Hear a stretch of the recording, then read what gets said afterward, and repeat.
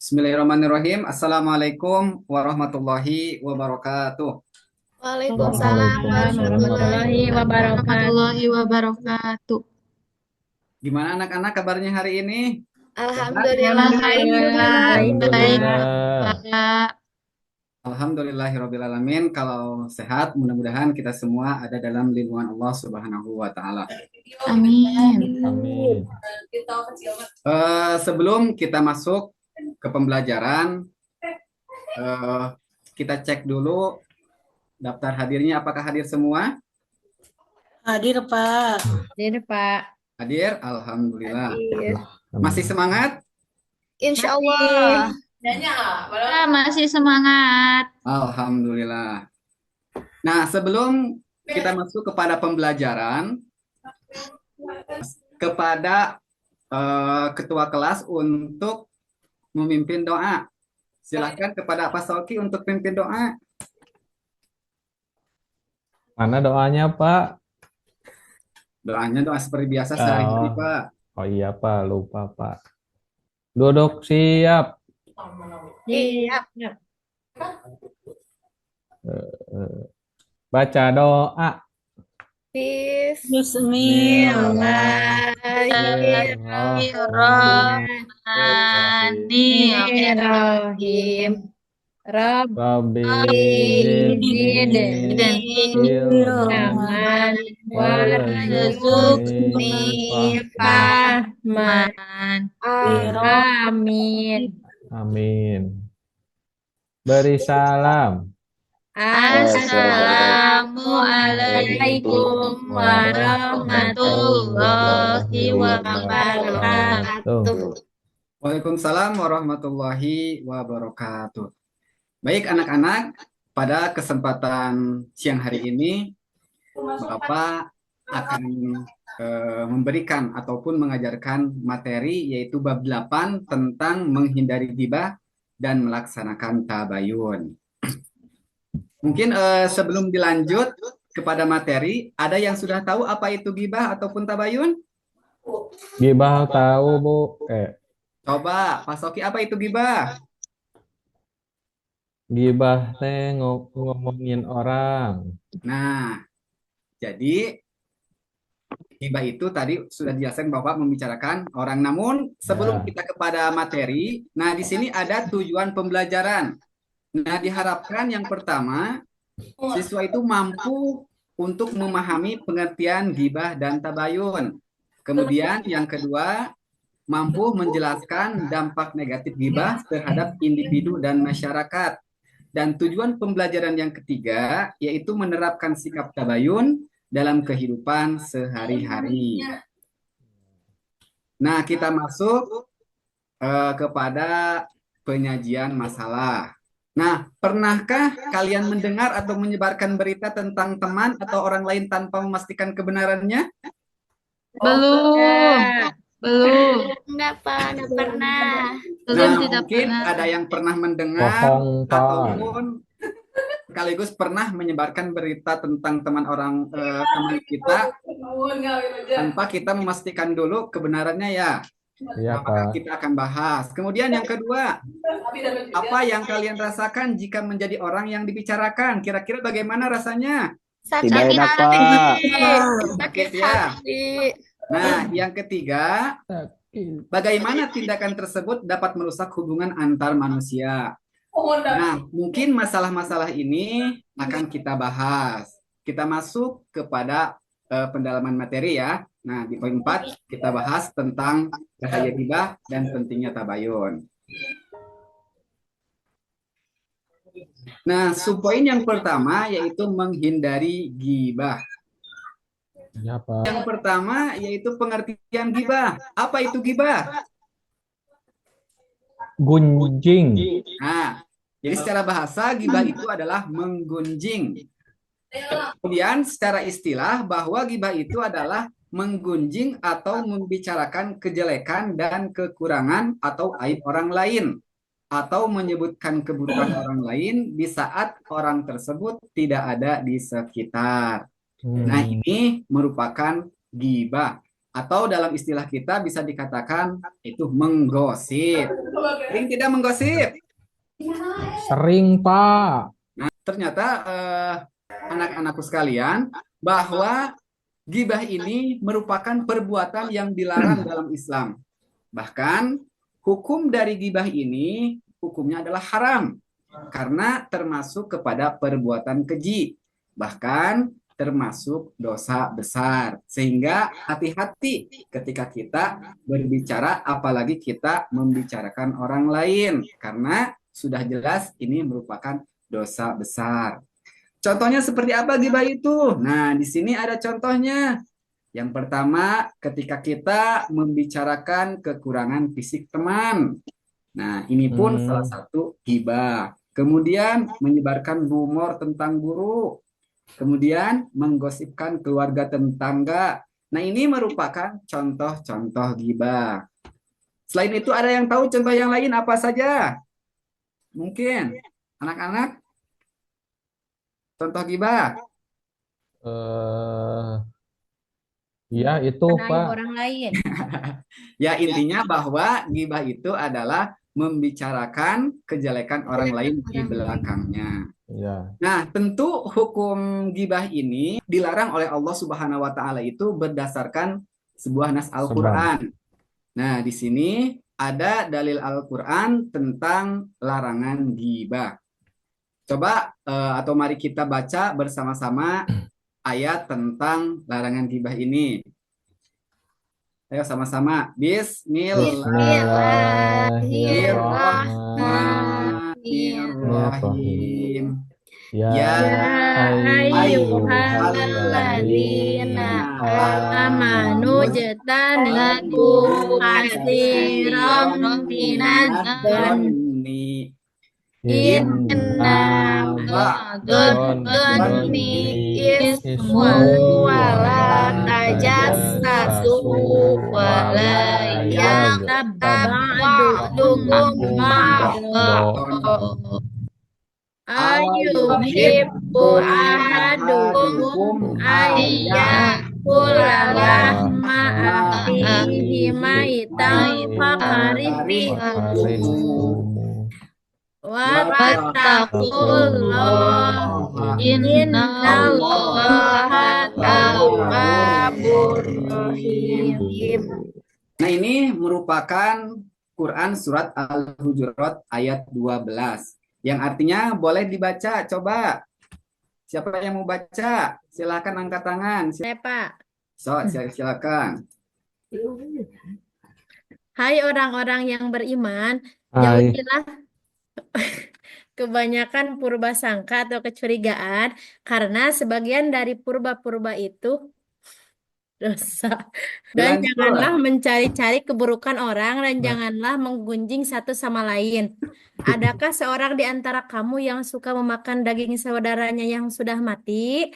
Maka tentulah kamu merasa jijik kepadanya. Dan bertakwalah kepada Allah. Sesungguhnya Allah Maha Penerima Taubat lagi Maha Penyayang. Quran Surat Al-Hujurat ayat 12. Terima kasih kepada Dek Saripah Saripah Ariel yang telah membacakan artinya. Nah, sudah cukup jelas ya dari ayat ini kita sebagai orang yang beriman diperintahkan untuk menjauhi purbasangka atau kecurigaan. Nah, karena sesungguhnya purbasangka itu merupakan dosa. Kemudian dan janganlah mencari-cari keburukan orang lain atau mencari aib orang lain. Dan janganlah menggunjing satu sama lain. Nah, di sini ada wala yaghtab ba'dukum ba'don, dan janganlah menggunjing satu sama lain. Intinya di sini kita tidak boleh menggunjing atau tadi gibah, karena diibaratkan gibah ini diibaratkan itu seperti kita memakai daging saudara kita sendiri. Tentu mungkin kita akan merasa jijik kan ketika memakan daging saudara sendiri yang sudah mati atau memakai bangkai kan. Nah, sehingga cukup jelas dari ayat ini kita diperintahkan untuk menjauhi purbasangka, kemudian mencari-cari keburukan orang lain dan tentunya menggunjing atau gibah itu. Nah, semoga kita semua termasuk orang-orang yang berada dalam lindungan Allah Subhanahu wa taala, dijauhkan Amin. dari Amin. perbuatan gibah ini. Amin ya Allah ya rabbal alamin. Amin. Nah, selanjutnya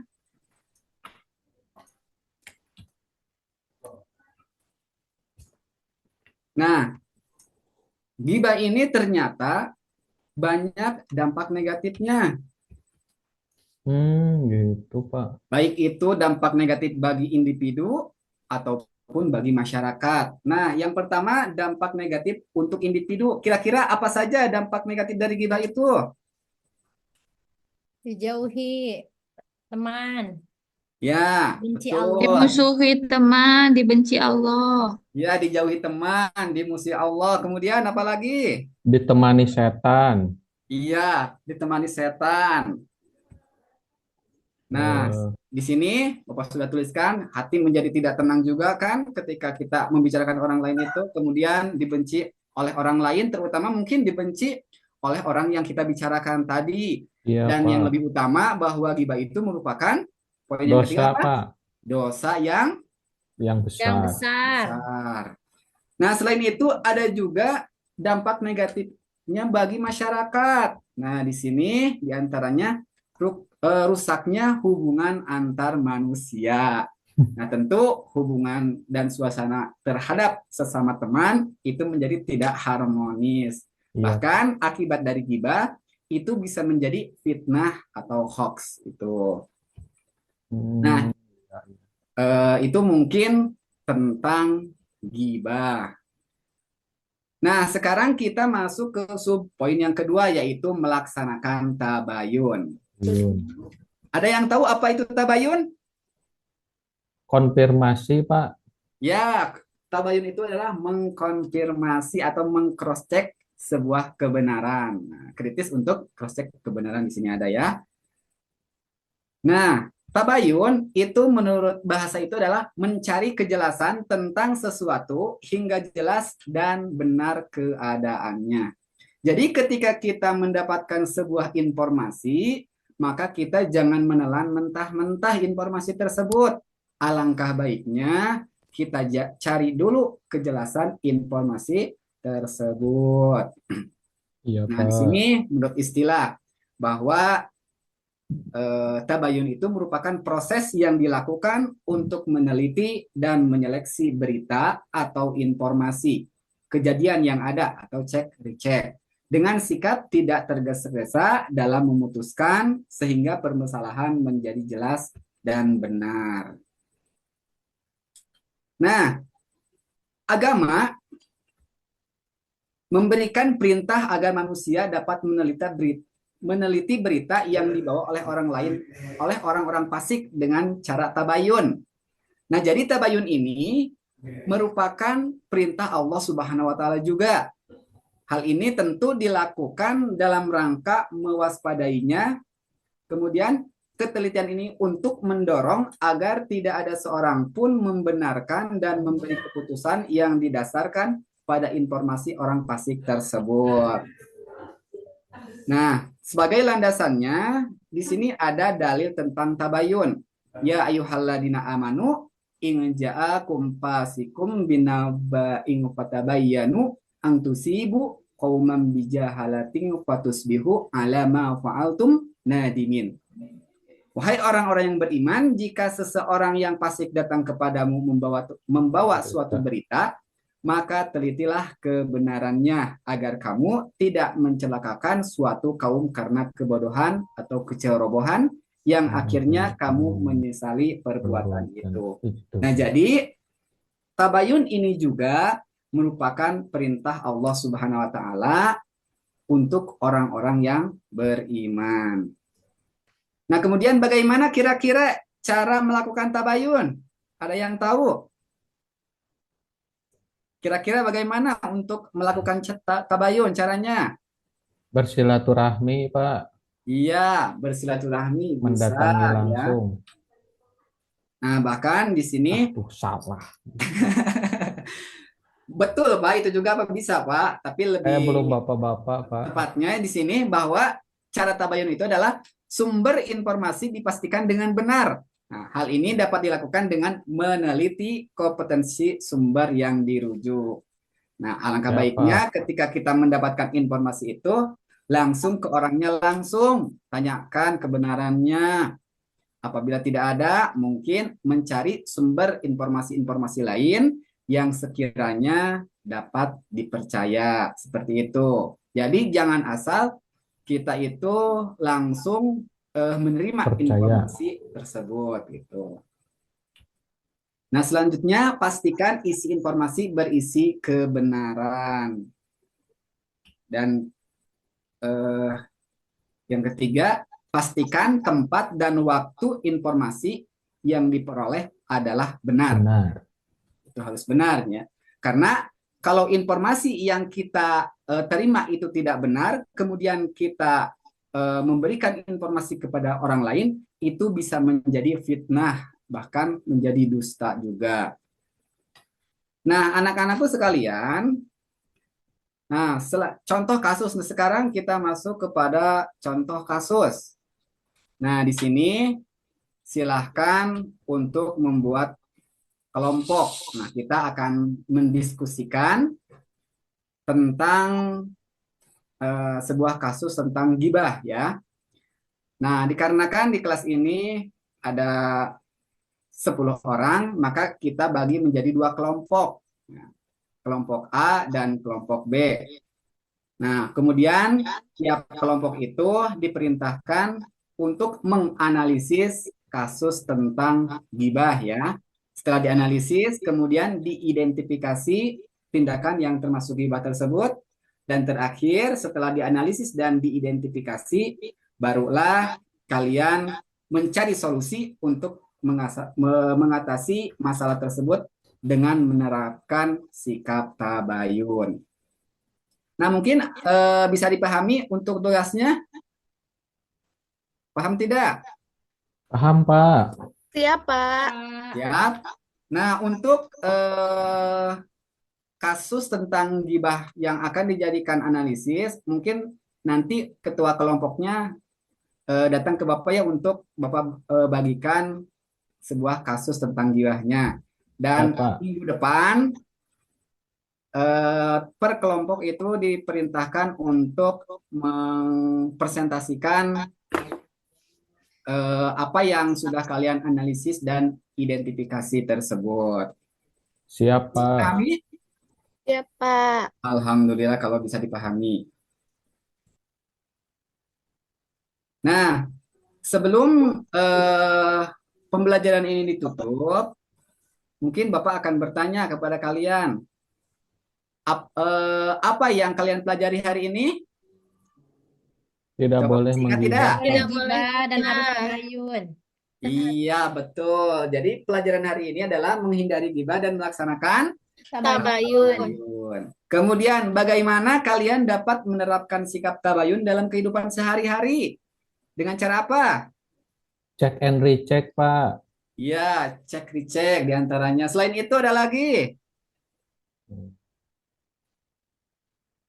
Gibah. Nah, ya. Dan terakhir, apa manfaat yang kalian dapatkan dengan menghindari gibah? Kira-kira manfaatnya apa ketika kita menghindari gibah? Hidup Terhindar tenang. dari dosa. Hidup Tenang, tenang, Pak. banyak teman. Tidak banyak Dosa. Iya, masalah. betul sekali. Nah, itulah merupakan hal-hal yang mudah-mudahan ada manfaatnya untuk kita semua pada pembelajaran hari ini. Ya, Amin. tidak Nah, kaku sebagai sifat. penutup, mari kita jadikan diri kita sebagai pribadi yang selalu berkata benar dan menjaga keharmonisan. Ingatlah, setiap perkataan kita akan dibintai pertanggungjawaban di hadapan Allah Subhanahu wa taala. Mungkin pada kesempatan siang hari ini itu yang dapat Bapak sampaikan. Mudah-mudahan apa yang dapat Bapak sampaikan ada manfaatnya untuk kita semua. Akhir kata, Assalamualaikum warahmatullahi wabarakatuh. Waalaikumsalam Waalaikumsalam warahmatullahi wabarakatuh.